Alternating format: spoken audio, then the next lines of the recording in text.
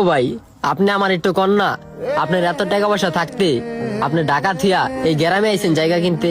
তুমি আগে আমার জায়গাটা দেখাও না, তারপরে বলতে আসি। দেখেন তাইলে হয়তো এই জায়গার কথাই কইতাছে, পছন্দ হয়নি আপনার।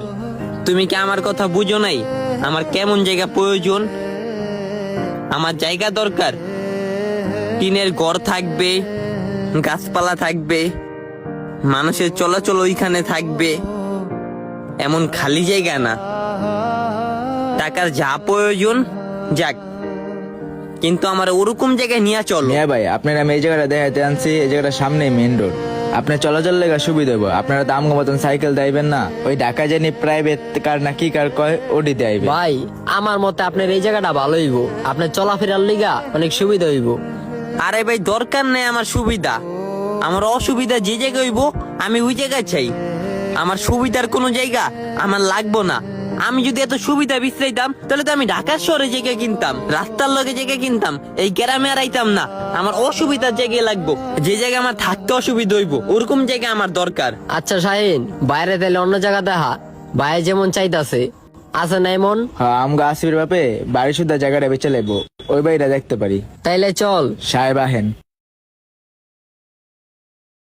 ওই বেটা হ্যাঁ কি সত্যি জায়গা কিনবো নাকি হুদাই? আরে না বেটা, হ্যাঁ এক জবানের মানুষ, হ্যাঁ মনের ভিতরে কি চলতেছে একমাত্র আল্লাহই জানে। হ্যাঁ, এই বাড়িটা আমার অনেক পছন্দ হয়েছে। আমি এরকম একটা বাড়ি খুঁজতেছিলাম। তাহলে আগামী শুক্রবারে আইসা বাইনা করে যাব। যাক ভাই, পছন্দ হয়েছে তো আপনার। হ্যাঁ, অনেক পছন্দ হয়েছে, শুধু অল্প একটু না। ভাই হ্যাঁ, দাম বেশি যেতে রে, আপনার 1 লাখ টাকা কইবেন তাহলে দিয়ে দিব।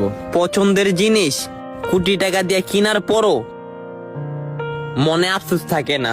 ভাই এবার কোন তো আমারে, আপনি ঢাকা থিয়া কি কারণে গ্রামে বাড়ি কিনতেছেন?